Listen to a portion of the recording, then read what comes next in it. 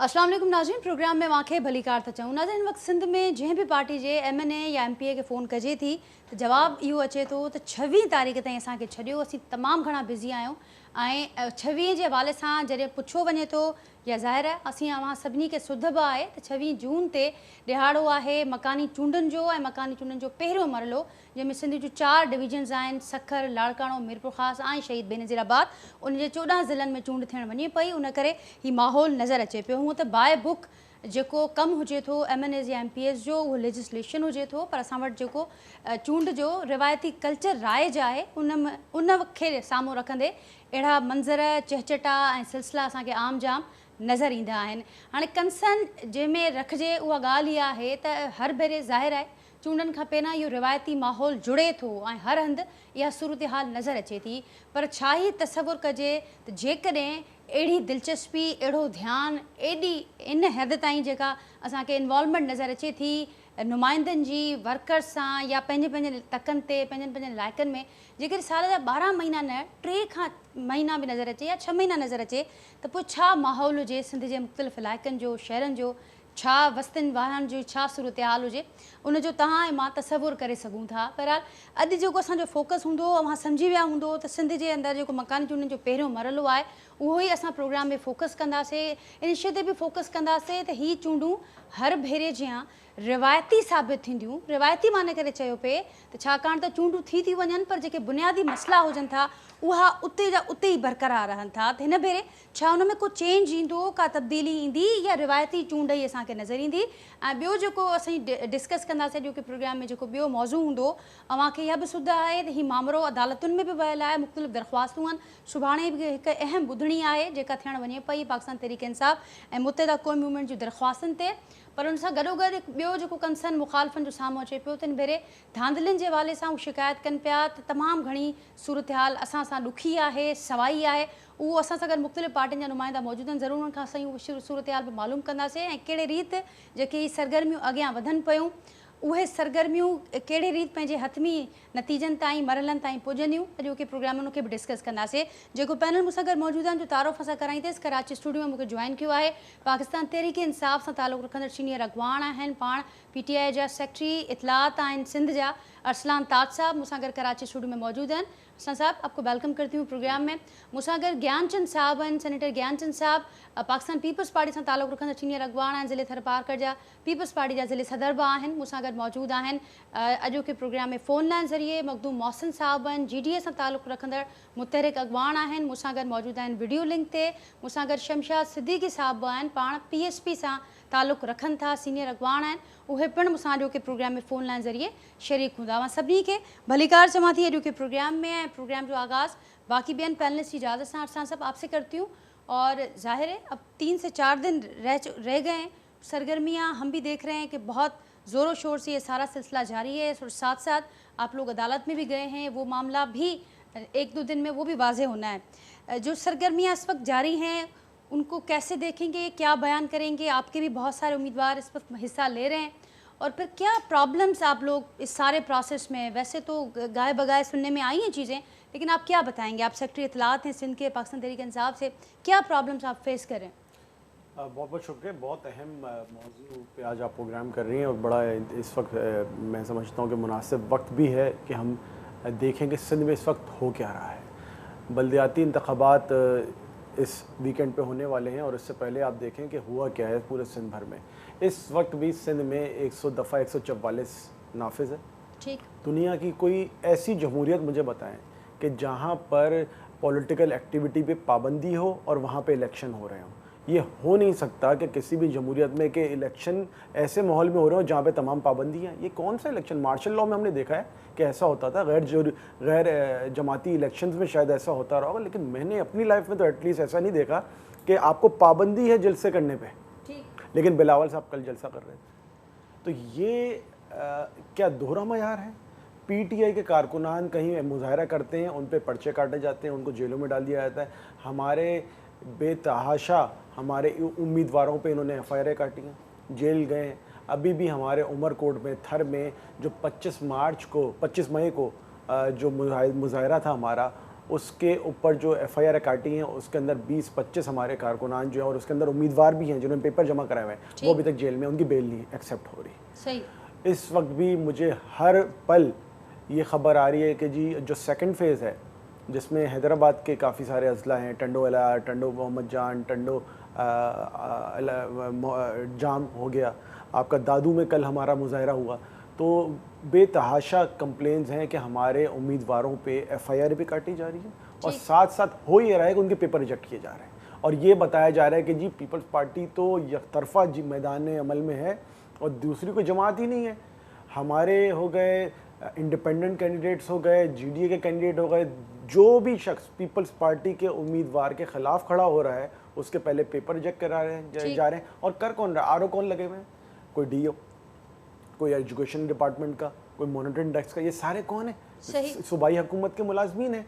उनकी तनख्वाहें बढ़ाने की ये लालच देते हैं, उनके प्रमोशन की ये लोग लालच देते हैं। तो मैं समझता हूँ जेरीमेंडरिंग एक टर्म है। इस वक्त सिंध में बल्दियाती इंतखाबात में जेरीमेंडरिंग प्रॉपर तरीके से की जा रही है और मैंने आपके सामने फैक्ट्स रखे हैं ठीक कि ऐसे माहौल में आप कैसे फ्री एंड फेयर इलेक्शन मतलब कराने की आप ये कह सकते हैं कि हम करवा रहे हैं। और इसमें मुझे बहुत इंतहाई अफसोस है कि जो इदारा इसको कराने का पाबंद है, जो आइनी तौर पे जिसका ये काम है करने का, वो इलेक्शन कमीशन ऑफ पाकिस्तान है।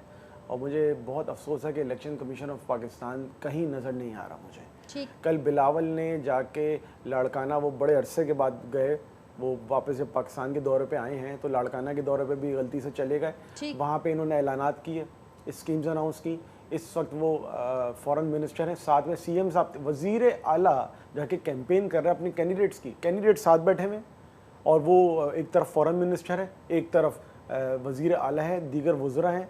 आप खुद तस्वीरें देख रही हैं, आप खुद रिपोर्ट करिए। और इसमें एक सवाल मेरा इलेक्शन कमीशन के लिए कि वज़ीर आज़म जब इमरान खान साहब थे तो उनको बेतहाशा नोटिस आते थे। इस वक्त बिलावल को या मुराद अली शाह को एक नोटिस भेजा इन्होंने। ठीक अरसलान साहब, आपका सारे पॉइंट्स आपके आगे सबने सुन लिए। पैनलिस्ट सब दूसरे पैनलिस्ट की तरफ जाते हैं कि वो क्या कहते हैं, फिर आगे आप लोग कैसे बढ़ना चाहते हैं, आप लोगों का लाहे अमल क्या है, उस पर भी बात करेंगे। मखदूम मोहसिन साहब, अवाम वटि ईंदस अवां जा पसंदि अंदर GDA जा केतिरा ई उम्मीदवार बीठल आहिनि ऐं छा साॻी सूरत हाल जेका अरसलान ताज साहब ॿुधाइनि पिया उहा ई अवां बि फेस कयो पिया या उनमें कुझु फ़र्क़ु आहे? ROs ऐं इलेक्शन किरदार जे इलेक्शन कमीशन जे किरदार ते बि उन्हनि केतिरा ई सवाल उथारिया आहिनि। अवां छा चवंदो, छा सूरत हाल आहे, कहिड़े रीति अवां जूं सरगर्मियूं हलनि पियूं चूंड जे हवाले सां, ऐं कहिड़ा प्रॉब्लम्स अवां जी पार्टी फेस करे पई, अवां जो इत्तेहाद फेस करे पियो?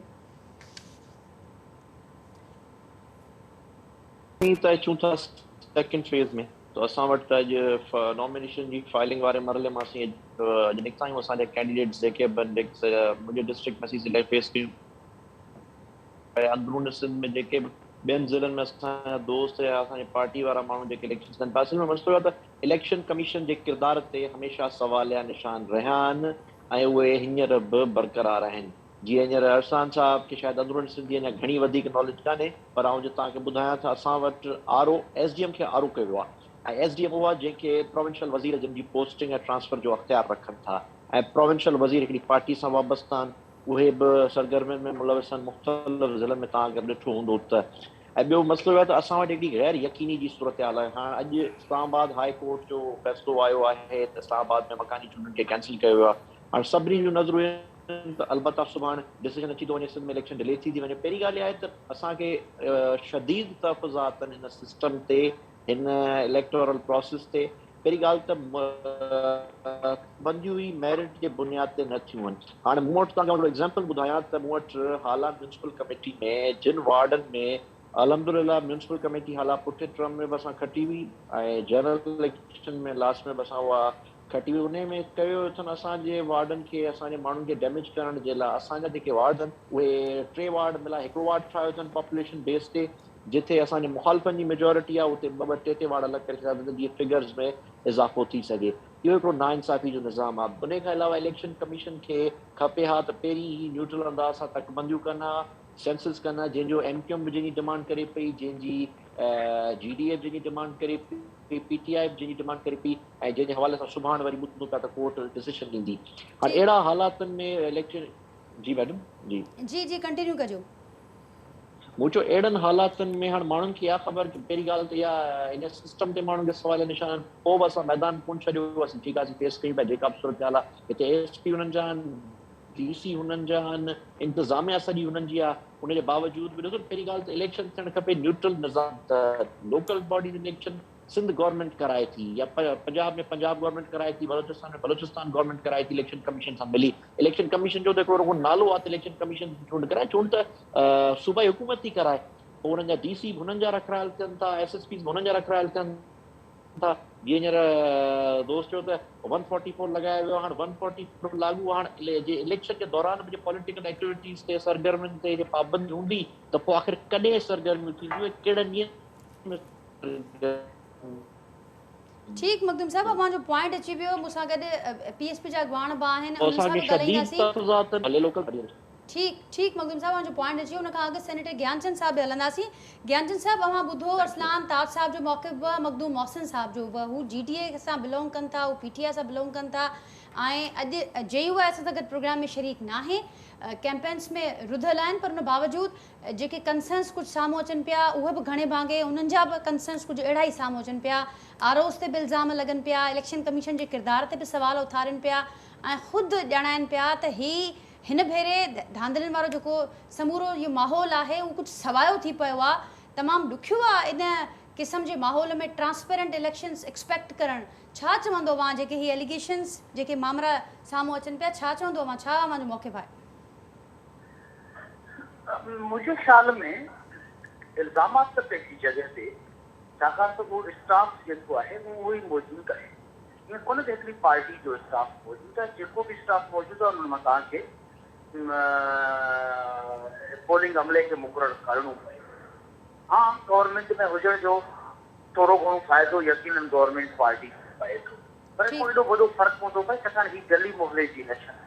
तव्हां पोलिंग डे ते तव्हांजा सभिनी पार्टी जा एजेंट्स वेठो, उन्हनि एजेंट्स खे तव्हां रोके नथा सघो। पोलिंग डे ते तव्हांजे मुखालिफ़ जो वोट कास्ट नथा करे सघो। हीअ जेके एफआईआर जी ॻाल्हि थी या ॿियो इंतकामी कार्रवाई जी ॻाल्हि कनि था, या ईअं कोन्हे। मुख़्तलिफ़ हिन वक़्त में सभु जा सभु माण्हू मोबिलाइज़ आहिनि। घणे मां घणा माण्हू एज़ अ कैंडिडेट मैदान ते लॻनि। जनरल इलेक्शन में कैंडिडेट थोरा हूंदा न, बाक़ी वोटर्स हूंदा आहिनि। तो हिते कैंडिडेट्स बि तमामु वॾे तइदाद में आहिनि। उन्हनि जे विच में इख़्तिलाफ़ बि थियनि था, उन्हनि जे विच में किथे डिस्प्यूट बि थियनि था। यकीनन उते एफआईआरूं बि थियणियूं आहिनि, इहो प्रोसेस जो पार्ट आहे। पर हिन ॻाल्हि खां इनकार कोन थो करे सघिजे त इलेक्शन जेके बाक़ाइदा फेयर ऐं फ्री थियनि, उन इलेक्शन कमीशन जो जेको मेजर रोल आहे उहो हुजे। ये इल्ज़ाम बजाए सिंध गवर्नमेंट ते लॻाइण जे या ब्यूरोक्रेसी ते लॻाइण जे, इहा ज़िम्मेवारी इलेक्शन कमीशन जी थिए थी, जंहिंखे सुधारण जे लाइ हमेशह ॻाल्हि थींदी रहे थी, हुन में सुधारा अचनि खपनि। ऐं असांजी सोसाइटी यूज़ टू थिए त इहे इलेक्शन प्रोसेस अचनि था, उन इलेक्शन प्रोसेस में कहिड़े सलीक़े सां असीं अॻिते वधूं ऐं हर माण्हू खे पंहिंजो राइट उहो। छाकाणि त असां वटि आमरचूं वियूं आहिनि, छाकाणि त असां वटि लाडला आजीदा रहिया आहिनि, फ्लैक्टेड हुकूमतूं ईंदियूं आहिनि। उन करे माण्हुनि जो त अञा वधीक ॾुखियो आहे।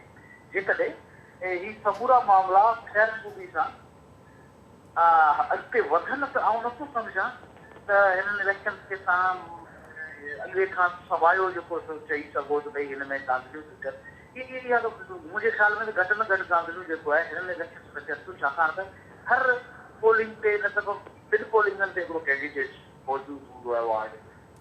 तो इहो प्रोसेस आहे। उन प्रोसेस में छाकाणि त हीअ जिन्हनि खे शिकस्त नज़र अचे थी सिर्फ़ु सॼी पीपुल्स पार्टी में, पीपुल्स पार्टी हिन वक़्त में जेको चैलेंज फेस थी करे उहा इहो पई करे त हिकिड़े वार्ड ते 55-60 कैंडिडेट थी था वञनि।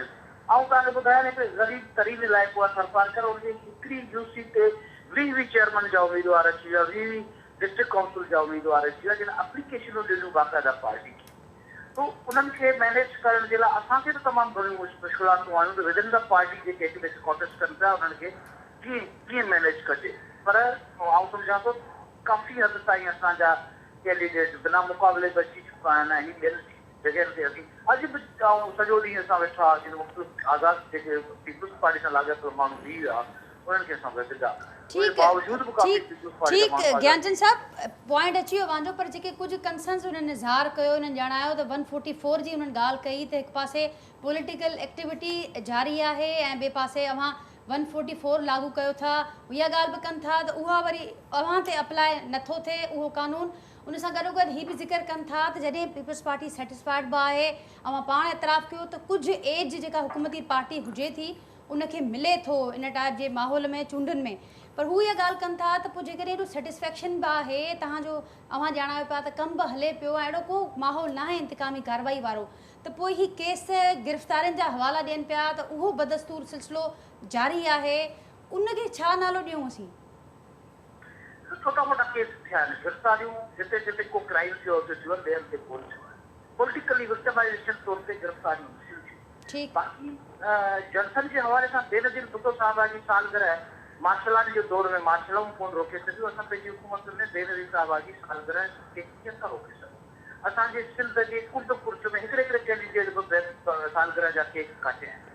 कॉर्नर मीटिंग्स करण जी इजाज़त आहे, रोड ब्लॉक करण, जलसा जुलूस करण जी सभिनी खे इजाज़त कोन्हे। हू बि अगरि बिलावल साहब हिकिड़ो सालगिरह जो केक कटियो आहे त आउं सम्झां थो त उहो गॾिजणु खपे, शानदार नमूने सां कटिजणु खपे। तो इहा का एॾी वॾी वायोलेशन कोन्हे। मुंहिंजे पंहिंजे शहर में कल्ह हिकिड़े रोड ते JUI जो जलसो पे थियो, असांखे को एतिराज़ त कोन थियो, पर मुनासिब न हो त उहो रोड ब्लॉक थियो, पर इहे एक्टिविटी थोरियूं घणियूं हलंदियूं थियूं रहनि।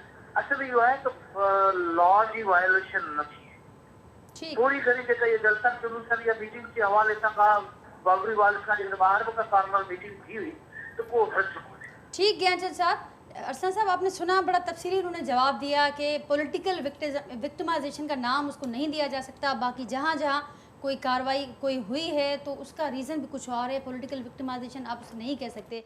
क्या कहना चाहेंगे? और साथ साथ आपका लाहेअमल भी जानना चाहूँगी, खदशात वहाँ से भी आ रहे हैं, खदशात आपकी जानिब से भी आ रहे हैं, करना क्या है आप लोगों को? इंतज़ार कर रहे हैं अदालत के फैसले का या फिर कुछ और अल्टरनेट प्लान्स भी हैं?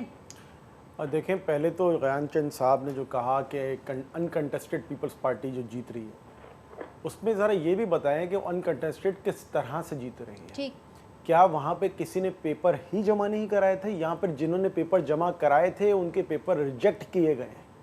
तो ये एक पॉइंट है कि वहाँ पर जो पेपर्स थे उन पेपर्स को जानबूझ के डरा के धमका के या जानबूझ के उसको रिजेक्शन लगाई गई आरओ के जरिए और फिर ज़बरदस्ती से अनकंटेस्टेड डिक्लेयर किया गया है। कराची में इस वक्त भी ये हो रहा है, कल हमारे चनीसर टाउन से ये हुआ, कोरंगी में हमारे लोग रात भर बैठे रहे, यहाँ पर भी हो रहा है। तो इस वक्त सेकंड फेज़ में भी ये चल रहा है। फर्स्ट फेज़ में जिस वक्त हमारे मुजाहरे चल रहे थे तो उस दरमियान उसका मैंने आपको पहले ही बता दिया कि हमारी गिरफ्तारियाँ होती नहीं। ठीक, जहाँ तक बात है कि ये कह रहे हैं कि इजाज़त है तमाम तर पॉलिटिकल एक्टिविटी की, तो बिल्कुल इजाज़त नहीं है। CM सिंध कोई पॉलिटिकल एक्टिविटी नहीं कर सकते during the announcement of schedule of election till polling day. वो किस हैसियत से जाके इस वक्त कैंपेन कर रहे हैं? ठीक, जो मिनिस्टर्स हैं जिनके ऊपर इन्होंने खुद, जब इमरान खान वज़ीर आज़म थे, जब वो कहीं जाते थे तो ये लेटर लिखते थे इलेक्शन कमीशन को कि जी इमरान खान को नोटिस जारी किया जाए, इमरान खान साहब को नोटिस जारी किए गए थे। तो अब वो जो फॉरेन मिनिस्टर हैं या CM सिंध हैं, उनके ऊपर इलेक्शन कमीशन क्यों खामोश है? तीसरी बात, फ्री एंड फेयर इलेक्शन पता है क्या होता है? जो KPK में हुआ था, ठीक, आपने एक एतराज़ सुना कि कोई आरओ PTI का लगाया हुआ था? किसी के फॉर्म रिजेक्ट हुए? क्या KPK में अनकंटेस्टेड नहीं हो सकते थे लोग? ठीक, वहाँ पे भी हो सकते ना। लेकिन वहाँ पे आपने देखा कि किस तरह अमले को सियासी मनूवरिंग के लिए इस्तेमाल नहीं किया गया। यहाँ आप देखें कोई एक जमात तो नहीं है। आज मैंने सुना है वो जमात इस्लामी वाले भी प्रेस कॉन्फ्रेंस में यही कह रहे हैं कि आरओस पॉलिटिकल पार्टी के वर्कर हैं। और फिर आपने एक हफ्ता पहले लांडी का जो इलेक्शन हुआ, आपने देखा कि किस तरह वो डस्का के ऊपर पूरा कौमी असेंबली का इलेक्शन उड़ा दिया। डस्का के ऊपर 40% पोलिंग रेशो था टर्नआउट। यहाँ पर लांडी में एक पोलिंग स्टाफ वो बक्सा उठाता है और वो खिड़की के बाहर भेज देता है। लेकिन अब उसके हवाले से बड़े इजलास भी हुए हैं, ज़रूर आपकी भी नज़र में रहे होंगे। इजलासों के बाद बड़े फैसले भी लिए गए हैं, फोर्थ तक से मदद तलब की गई है कि आने वाले दिनों में ऐसा कोई मामला ना हो, ऐसा कोई मिसहैप ना हो। हमारे साथ पीएसपी से शमशाद सिद्दीकी साहब भी हैं। शमशाद साहब, बहुत शुक्रिया, आपका वक्त निकाला आपने प्रोग्राम के लिए। आप कैसे देखते हैं इस वक्त जो माहौल बना है इलेक्शन के हवाले से, जो सूरत हाल है, जो सरगर्मियाँ हैं, क्या कहेंगे आप? रहीम, देखिए सिंध के अंदर क्या माहौल बना, लगता है माहौल जो है वो पीपल्स पार्टी को जिताने वाला बना है। वो तो ऐसा लग रहा है कि पीपल्स पार्टी और इलेक्शन कमीशन जो है वो बाकायदा मिलके जो है ये इलेक्शन लड़ रहे हैं। आप देखें रिटर्निंग ऑफिसर का जो रवैया है बड़ा मुतासिबाना है। पूरे सिंध से हमारे लोग भी खड़े हैं, लेकिन उनको बिला वजह बताए उनके पेपर कई उम्मीदवारों के मुस्तरद कर दिए। लोगों के पास कोई अपील का हक भी नहीं देते उनको। अच्छा, लिस्टों में नाम ही नहीं है। अच्छा, जब स्क्रूटनी हुई तो हमारे कई लोग वहाँ पर मौजूद थे, बाद में उनको गैर हाजिर शो कर दिया गया। वोटर लिस्टें जो है वो अभी तक फराहम नहीं की हैं। वोटर लिस्टें का इलेक्शन कमीशन की जिम्मेदारी होती है कि वो फराहम करे। तमाशा ये लगा है कि इस वक्त दो वोटर लिस्टें चल रही हैं। किसी को कहते हैं कि ये हतमी है, फिर कहते हैं नहीं ये गैर हतमी है। हतमी जो है ना कि इसमें बाद लगे। बस ऐसा लग रहा है कि इलेक्शन कमीशन ये काम जानबूझकर हुकूमत के साथ मिलकर कर रहा है। तो हम तो ये चाहते थे कि बावकार अंदाज में साफ और शफाफ इलेक्शन हो, पूरे सिंध में हो, कराची, हैदराबाद और बाकी जगह भी, ताकि वहाँ की जो है लोकल गवर्नमेंट्स बने, ताकि लोगों के बुनियादी मसाइल जो हल हों। आप देखें पूरे सिंध की बुरी हालत है। मैं सिर्फ कराची और हैदराबाद की बात नहीं करता, मैं भी थोड़े दिन पहले लाड़काना गया था, जो मेरा ख्याल पिछले 50 साल से पीपल्स पार्टी को वोट देते हैं, लेकिन वहाँ की सड़कें देख के, वहाँ पे कचरे के ढेर देख के जो मुझे बड़ा अफसोस हुआ। और वहाँ जाके फिर मुझे कराची अच्छा लग गया। मैंने कहा इससे तो कम से कम बेहतर है। मुझे समझ नहीं आती कि अल्लाह ताला ने चांस दिया है पीपल्स पार्टी वालों को इतने अच्छे से। अब देखें अभी तो ये कंटिन्यू 13 साल से तो कंटिन्यूएशन है ना इनकी हुकूमत की, और अरबों रुपए का बजट इनके पास आता है, लेकिन मुझे समझ नहीं आता ये खर्च कहाँ करते हैं। कराची के अंदर कोई एक मेगा प्रोजेक्ट दिखा दें इन्होंने किया, और हैदराबाद की हालत देखें बुरी है। आज चारों 70 साल हो गए एक यूनिवर्सिटी को वो तरसते हैं। मैट्रिक के बाद, इंटर के बाद वो बेचारे घूमते फिरते हैं, फिर या तो उन्हें कराची आना पड़ता है या कहीं जाना पड़ता है। तो एक इलेक्शन जो अभी हुआ है 240 का, जिसका मेरे भाइयों ने भी जिक्र किया, आप देखें वहाँ क्या खून खराबा हुआ और किस तरह से हमारे पास तो वीडियो मौजूद है कि वो जो रिटर्निंग ऑफिसर है वो बाकायदा एमपीएम के लोगों से मिले हुए थे, पूरे बुकें उठा के उनको फिर विंडो से जो है ना वो सप्लाई कर रहे थे।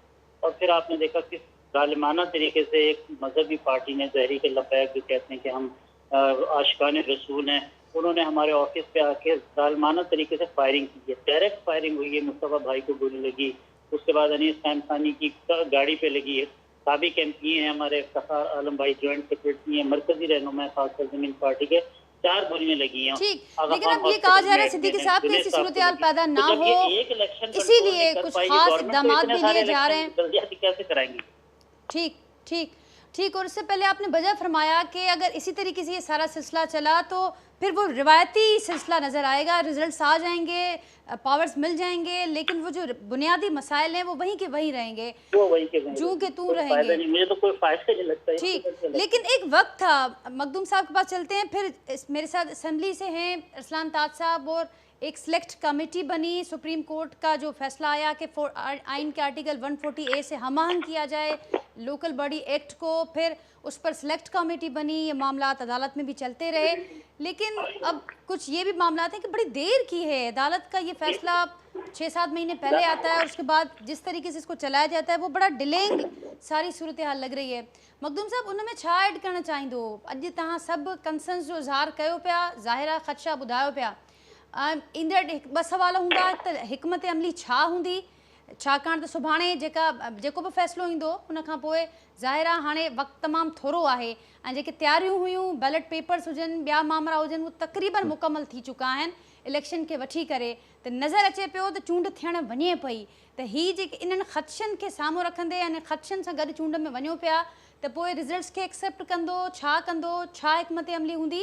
ऐं गॾोगॾु हीअ पॉइंट ॾाढो अहम हो त सुप्रीम कोर्ट में सभु पार्टीज़ वयूं, पोइ अदालत फ़ैसिलो ॾिनो, इन खां पोइ कमेटीज़ बि ठहियूं त हम आहंग कयो वञे, पर उन खां पोइ हीअ मामला एतिरो डिले छो थिया, एतिरी देरि छो थी आहे?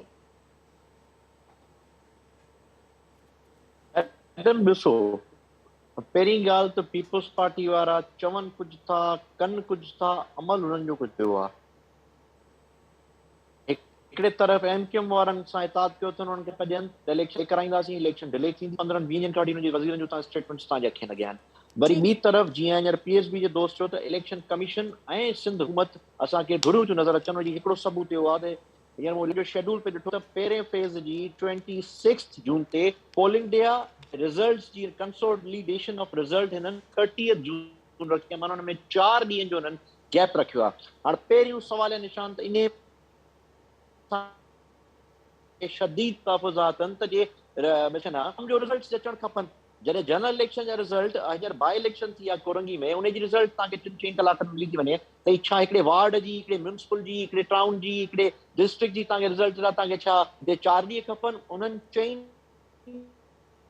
असीं सम्झूं था त मिसहैप थींदो।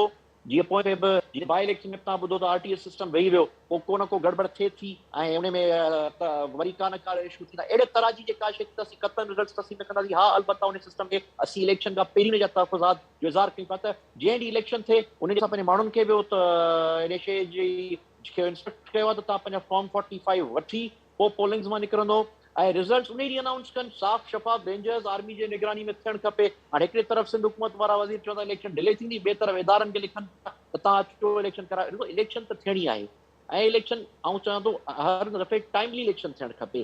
ही त तव्हां अगरि तारीख़ खोले ॾिसंदो ॿिनि पार्टियुनि जी त तारीख़ खोले ॾिसंदो PMLN ऐं पीपल्स पार्टी जी, त कॾहिं बि इन्हनि लोकल बॉडी इलेक्शन न कराई आहे सवाइ 2015 जो, उहो बि कोर्ट्स जे प्रेशर में अची 2015 में करायूं।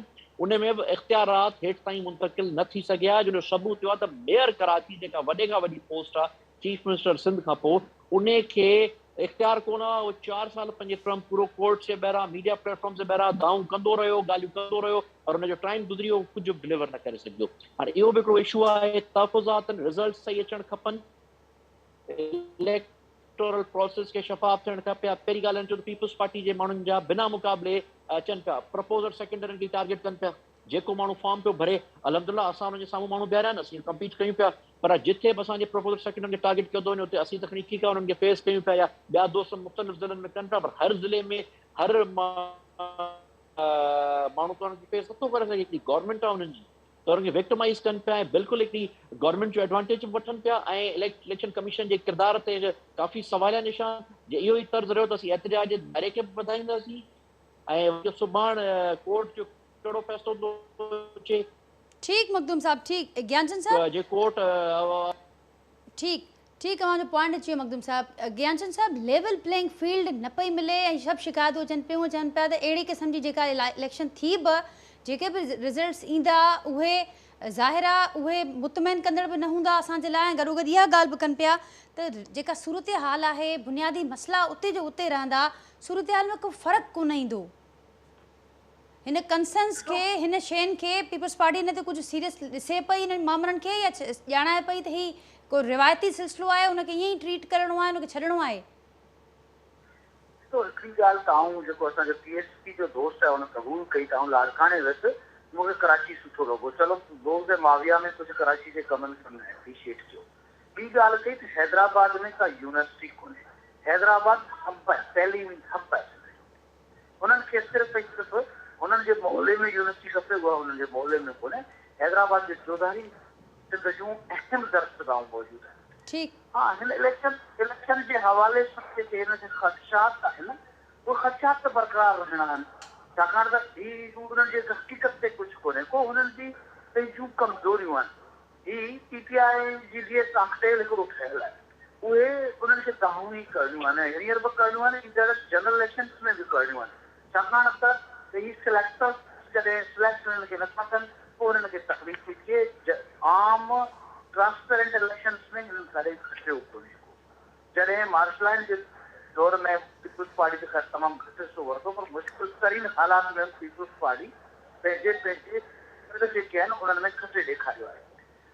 तो हिननि जा इहे इल्ज़ामात इहे सभु शयूं बरक़रार रहंदियूं। मां पीपल्स पार्टी चाहे ट्रांसपेरेंट इलेक्शन थियनि, ट्रांसपेरेंसी सां ई अॻिते वधी सघे थो। मुल्क जी भलाई हिन में आहे त जेके बि इदारा ठहिनि, ख़ासि तौर ते असांजी जेका ठहे उहा पार्लियामेंट घटि में घटि हिकिड़ी रेपुटेशन हुजे, उन ते इल्ज़ामात न हुजनि, उनखे कोई सिलेक्टेड न चवे कि प्राइम मिनिस्टर खे कठपुतली से असांखे चवण जी ज़रूरत न पए, तो उहो माहौल हाणे जुड़ण वञे पियो। जे सिलसिलो इहो अॻिते हलियो ऐं पक सां सम्झां थो त असांजी पार्लियामेंट जी बि इज़त वधंदी, जमहूरियत जी बि इज़त वधंदी। संस्कृतियूं आहिनि उहे असांखे ख़तमु करण जी तमामु घणी ज़रूरत आहे, जंहिं ते ऐं सम्झां थो कि हुकूमतुनि ते हिकिड़ो फ़ैसिला उन मरहले तक।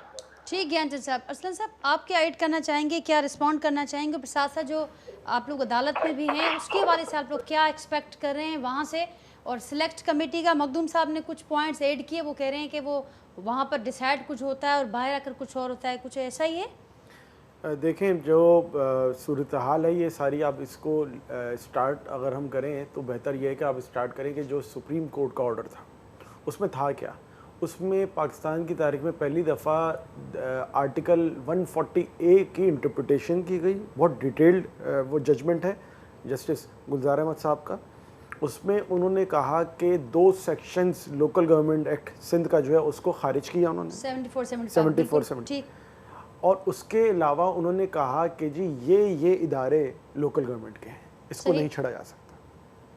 तीसरा अहम नुक्ता ये था कि 16 कवानीन में तरमीम करनी थी। ना 16 कवानीन में तरमीम हुई है, ना जो इदारे थे मुंतकिल होने थे वो नहीं हुए।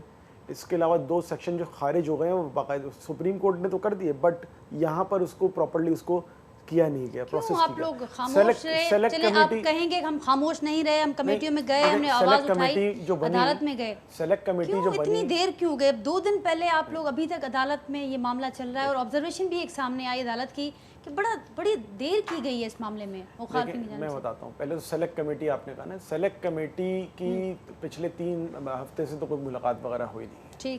ठीक है।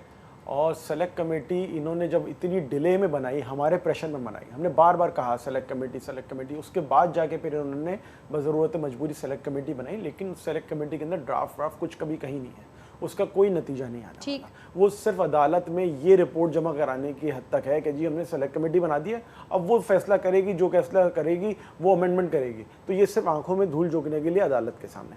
हम क्यों डिले गए, आपका सवाल है। हम डिले में नहीं गए, हमारी पिछले 2 हफ्ते से हेयरिंग की डेट नहीं आ रही थी।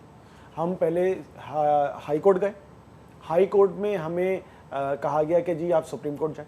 हम सुप्रीम कोर्ट गए, सुप्रीम कोर्ट ने कहा कि जी आप हाई कोर्ट आ जाएं। तो ये हमारी तरफ से नहीं है, हमारे मुल्क का निज़ाम है। लेकिन ये तो इस पिछले महीने की और अब आज के इस महीने की आप कहानी बता रहे हैं, क्योंकि जिस फैसले का हम जिक्र कर रहे हैं वो तो फरवरी में आया और उसके बाद ये सिलसिला चलता रहा। और आप बारहा इस प्रोग्राम में भी हमने बात की इस प्लेटफॉर्म से कि बारहा खदशात का इज़हार किया गया, ये भी कहा गया कि नहीं होगा, एक्ट में तरामीम नहीं होगी, तो फिर उस लिहाज से वो तेज़ी नज़र नहीं आई। देखें, ये गालिबन फरवरी के महीने में जजमेंट आई थी, last day of the previous chief justice का था जी। उसके बाद हमने, जब वो आया, हमने उसका खैर मकदम किया।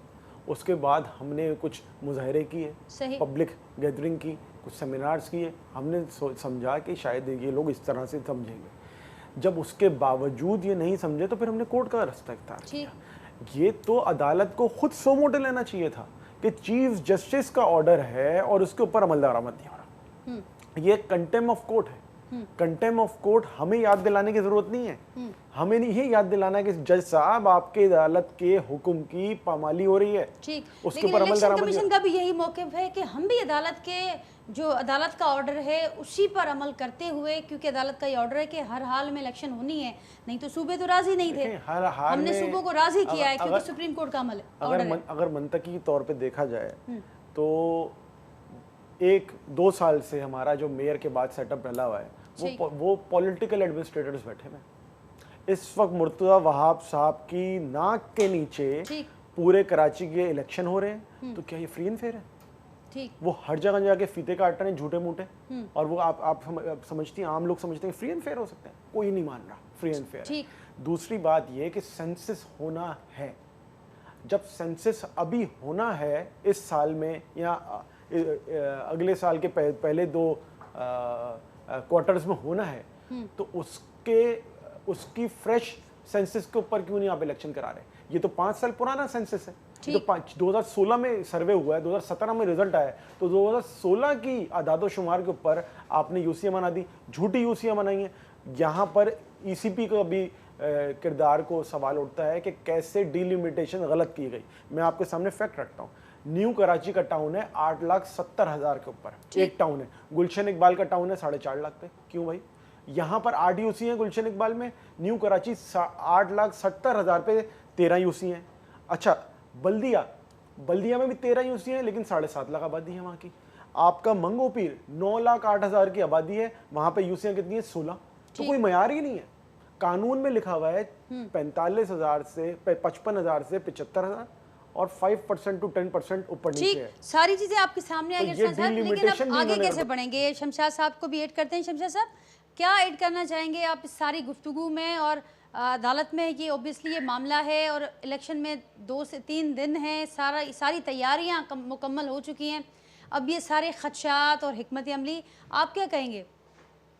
मेरे ख्याल 23 तारीख है हेयरिंग ना इसकी, तो उसमें तो फैसला देखें आ जाएगा।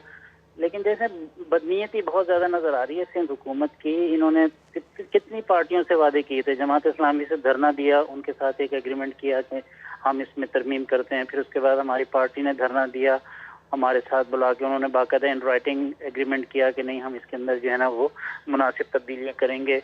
और उसके बाद फिर सुप्रीम कोर्ट का फैसला आ गया, उन्होंने कहा भाई ये सारा गलत है, इसको मकसद के 140A जो भी आइन के इख्तियारात देता है वहाँ की शहरी हुकूमत को दें आप। तो इन्होंने कहा हाँ जी बिल्कुल, इनके तमाम वज़रा के बयान सुने कि हाँ। फिर उसके बाद इन्होंने MQM से एक मुआहदा कर लिया, MQM बेचारी वो PTI को छोड़ गए इनके साथ, क्या वो आम शहरी जबान में तो फिर लॉलीपॉप ले ली इनसे, और वो इनके साथ आ गए जी वो गवर्नरशिप भी हमें मिलेगी और एडमिनिस्ट्रेटर भी हमारा होगा और इतने गुजरा सूबाई गवर्नमेंट में हमारे होंगे। ना गवर्नरशिप मिली ना कुछ मिला, PTI की हुकूमत भी ख़त्म कर दी, मुल्क की माशी सूरत हाल तबाह बर्बाद कर दी इन लोगों ने।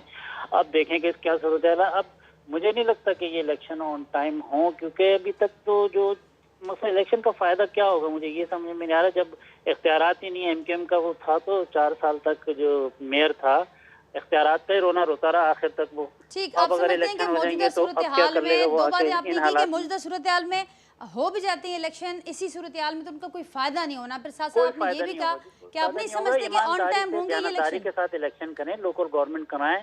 देखें दुनिया भर के जितने भी मेगा सिटी हैं, जो बड़े शहर हैं, वहाँ पे शहरी हुकूमत को बहुत ज़बरदस्त इख्तियारात हासिल होते हैं और यही तरक्की का ज़ामिन है। ये इख्तियारात जो है तरक्की करती है, क्योंकि गलियों के मसाइल, रोड्स के मसाइल, कचरे के मसाइल, पानी के मसाइल ये लोकल गवर्नमेंट हल करती है। ज़ाहिर है जो सूबाई असम्बली के मेंबर हैं, ये जो कौमी असम्बली के, जो सेनेट के, उन्हें तो कानून साजी करनी होती है पार्लियामेंट में जाके। तो ये इतना ज़रूरी होते हैं किसी भी शहर के लिए, किसी भी हुकूमत के लिए, किसी भी मुल्क के लिए। तरक्की जो है वो बिल्कुल जो है ना ग्राउंड रूट से शुरू होती है। आपके रोड अच्छे बनने शुरू हो जाते हैं, एक काउंसलर को आसानी के साथ पकड़ लेते हैं इलाके के लोग भी आके कि भाई हमारा आज गटर लाइन बंद थी, आज हमारे यहाँ पानी नहीं आया। अब किस तरह से सूबाई असम्बली के मेंबर को पकड़ें और किस तरह से कौमी असम्बली के मेंबर को पकड़े, जाहिर है वो तो बहुत बिजी स्केड्यूल होते हैं उनके। तो इसको अब 13 साल तो हुकूमत हो गए ना, पीपल्स पार्टी को अब चाहिए कि ईमानदारी के साथ पूरे सिंध के अंदर एक बाइख्तियार गवर्नमेंट को आने दें ताकि इन इलाकों के मसाइल हल हों। सिंध जो है बाकी सूबों से बहुत पीछे जा रहा है। यकीन करें भी मैं पंजाब गया था, वहाँ के मैं इंटीरियर से गुजरा हूँ, यहाँ से अब आप अगर बाई रोड चले जाएं सक्खर तक बुरा हाल होता है। इंटीरियर जो है ना बहुत बुरी हालत में है। जैसे ही आप पंजाब में दाखिल होते हैं तो आपको सब अच्छा नजर आता है, वहाँ के छोटे छोटे जो गाँव हैं वो शहर नजर आना शुरू हो जाते हैं। ज्ञानचंद साहब क्योंकि सिंध हुकूमत को पाकिस्तान पीपल्स पार्टी को रिप्रेजेंट कर रहे हैं तो वो सुन रहे हैं। ज्ञानचंद साहब कोर्ट जे कंटेप्ट ॾांहुं ही मामलो वधे पियो।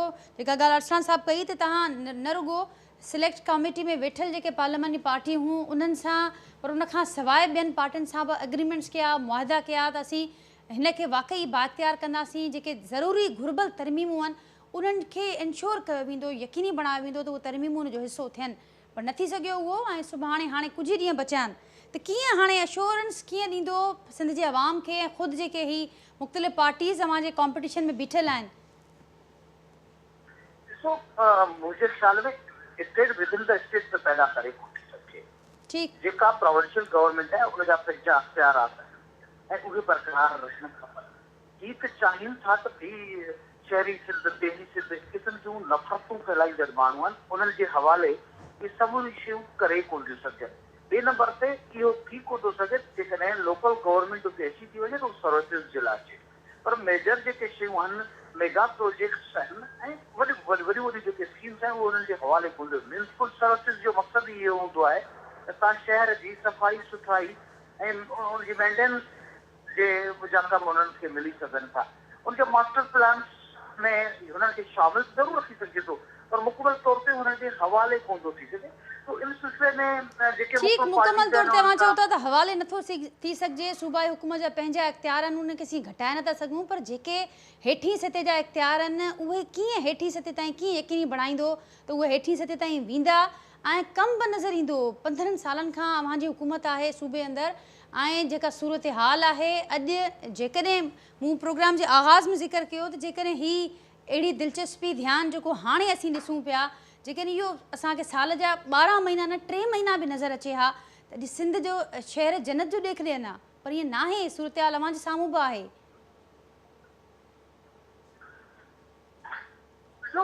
मुंहिंजे ख़्याल में त मूंखां पुछियो तव्हां? जी जी ज्ञानचंद साहब। हा, मुंहिंजे ख़्याल में त कमनि कारनि जे हवाले सां यकीनन कुझु फुर्ती नज़र ईंदी आहे। कहूं भई जून जो महीनो आहे, साल जे आख़िर में जेके बि पॉइंट्स ऐं हूंदा आहिनि उहे स्कीम्स लास्ट बजट जो हूंदियूं आहिनि उहे हिते अची फाइनलाइज़ेशन तरफ़ थींदियूं आहिनि। पर तव्हांजो क्वेश्चन वैलिड आहे त नंढा नंढा जेके इशूज़ आहिनि उहे सेटल न थी सघिया आहिनि। गवर्नेंस जा इशूज़ लोकल गवर्नमेंट ते में बि आहिनि त जनरली असांजे पूरे मुल्क जे फंक्शनरी जेका आहे उनमें गवर्नेंस जा इशूज़ आहिनि। उनखे डेमोक्रेटिकली अॻिते वधाए सघिजे थो। अॼु तव्हां सिंध में ॾिसंदो त तव्हांजे टीचर्स मेरिट ते थियनि पिया, ॿियूं 5 खां 15 ग्रेड ताईं नौकरियूं जेके मुकमल मेरिट ते थियनि थियूं। इन क़िस्म जा आहिस्ता आहिस्ता स्टेट्स वञनि ताईं उन्हनि जी ज़रूरत वधे थी, पब्लिक मां डिमांड वधे थी। तो पीपुल्स पार्टी फ़ैसिलो कयो आहे त जेके बि शयूं थींदियूं उहे मेरिट ते थींदियूं। डेवलपमेंट जे हवाले सां सांगर किलो जेको सदाईं गॾु रहियो हो फंक्शनल लीग जो, उनमें डेवलपमेंट नहीं, उनजा रोड रस्ता ठीक थिया आहिनि। कराची जा इशूज़ घणे वक़्त खां जेके MQM जे हवाले हुई हू उन्हनि शयुनि खे सिधो न करे सघे। उहो PSP जो हिसो रही आहे, हू बि मेयर थी रहिया आहिनि। मुकमल एब्सोल्यूट अथॉरिटी सां मेयर रहिया। तो पीपुल्स पार्टी हुकूमत बाक़ाइदा प्लानिंग सां इहे कमु करे पई। तव्हां ॾिसो था त इहो ऑरेंज लाइन्स आहे या मुख़्तलिफ़ जेके ट्रांसपोर्ट जी स्कीम्स उहे फाइनलाइज़ेशन तरफ़ वञनि थियूं। ड्रेनेज ते तमामु वॾो कमु थियो आहे। मेजर जेके रोड्स आहिनि उहे बहितर थिया आहिनि। फास्ट ऐं जेके माण्हुनि जे विंदर जे लाइ जेके जॻहियूं आहिनि उन्हनि खे वधायो पियो वञे या उन्हनि खे वधीक सहूलियतूं ॾिनियूं थियूं वञनि। तो डेमोक्रेटिक गवर्नमेंट जो हमेशह प्रायोरिटी पब्लिक इशूज़ हूंदा आहिनि ऐं पीपुल्स पार्टी जी कमिटमेंट आहे त उहो आम माण्हुनि जी पार्टी आहे, आम माण्हुनि जे कमनि में कंदी आहे बग़ैर के फ़र्क़ जे त हू कहिड़ी ॿोली सां रखे ठीक थो, बग़ैर के फ़र्क़ जे अव्हां चयो पिया त ही अव्हांजी पार्टी आम माण्हू जा कम करे थी। मखदूम साहब, बग़ैर के फ़र्क़ जे इहो कमु थिए थो ऐं हू ज़िक्र कनि पिया त कुझु शयुनि ते हू अग्री बि कनि पिया त ज़ाहिर आहे उहो कमु जेको थियणु घुरिबो उहो न थियो आहे, पर हू पंहिंजी खोड़ सारियूं जेके क्रेडिट अचीवमेंट्स आहिनि उहे बि ॼाणाइनि पिया त हिते हिते असीं कमु कयो आहे। हाणे जेका हिन भेरे जेकॾहिं बजट ॾिसूं था त बजट में 30% हिसो ॼाणाए पियो वञे त रखियो वियो आहे लोकल बॉडीज़ लाइ। ऐं उनखां अॻु बि जेकॾहिं हिकु हिकु UC खे सेपरेटली ॾिसूं त 5-5 लख रुपया जी बजट हुजे थी। पर मां ज्ञानचंद साहब खां बि पुछंदमि ऐं अव्हां बि छाकाणि त आहियो मुक़ाबले जो हिसो आहियो, अव्हां खां बि पुछंदमि त का हिकु UC जेका असांखे का मॉडल UC नज़र आई हुजे, को मॉडल विलेज नज़र आयो हुजे ऐं हीअ जेका ॻाल्हि कनि पिया त हीअ समूरा ख़र्च थिया आहिनि, इहा सूरत हाल नज़र आई हुजे? मैडम ॾिसो, बजट में त बिल्कुलु तव्हां दुरुस्त ऐं वजह फरमायो त बजट में एतिरा पैसा रखिया विया आहिनि जो हाणे UC चेयरमैन जे हवाले 5 लख ॾिनो आहे। मसइलो त असांजे सिंध जो सभ खां वॾो मसइलो आहे करप्शन। हाणे जे अगरि 5 किलोमीटर रोड जे लाइ ही स्कीम ठहे थी, जी मंज़ूर थी थिए, त उन 5 किलोमीटर जी जेका 85% बजट आहे उहा करप्शन जे वॾो थी वञे, 15% उन ते कमु थिए थो। वरी उहा अहिड़े अंदाज़ सां थो ठहे जो 10-12 महीननि खां पोइ वरी रिपेयर जी ज़रूरत थी पवे। हिकिड़ो त असां वटि इहो हिकिड़ो वॾो मसइलो आहे त बजट जेका साल खां पोइ असीं ॿुधूं था, हर साल जून में जेका असीं ॿुधंदा आहियूं त बजट अची वई आहे, हुन में हेतिरो हिननि डिपार्टमेंट्स में रखियो वियो आहे, उहो अमलनि इम्प्लीमेंट थिए थो या नथो थिए।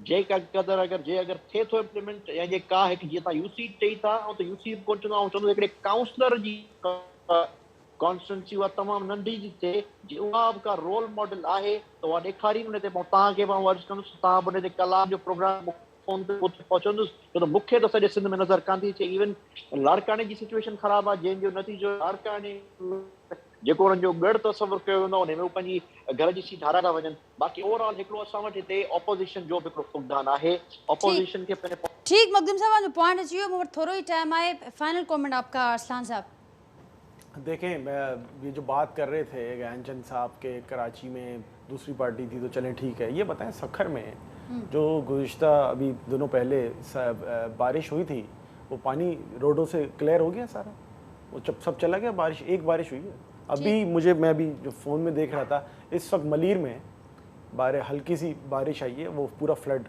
का सिनेरियो भी क्रिएट हो चुका है। मलीर में पीपल्स पार्टी के डिस्ट्रिक्ट नाजिम रहे और MNAs हमेशा पीपल्स पार्टी के आते हैं, ठीक, तो उनकी पूरी सपोर्ट होती है वहाँ पे, तो वो मलीर की सब सही हो गया। कीजिएगा प्रोग्राम का वक्त खत्म हो रहा है। तो मैं समझता हूँ कि ये जो इलेक्शन इस वक्त होने जा रहा है ये बिल्कुल भी फ्री एंड फेयर नहीं, इस पर तमाम जमातें यकसू हैं और पीपल्स पार्टी एक तरफ है और वो भी बावर करा रही है कि यहाँ पे डिक्टेटरशिप है, यहाँ फाशिस्ट पार्टी है जो इलेक्शन पे बिलीव नहीं। ठीक अरसलान साहब बहुत शुक्रिया आपका, शमशाद सिद्दीकी साहब, ज्ञानचंद साहब, मखदूम मोहसिन साहब, अवां जी भी बड़ी मेहरबानी। नाज़रीन प्रोग्राम में गुफ्तगू ॿुधी पंहिंजे फीडबैक असांखे आगाह कजो, वरी जल्द अवां सां मुलाक़ात कंदासीं। अल्लाह हाफ़िज़।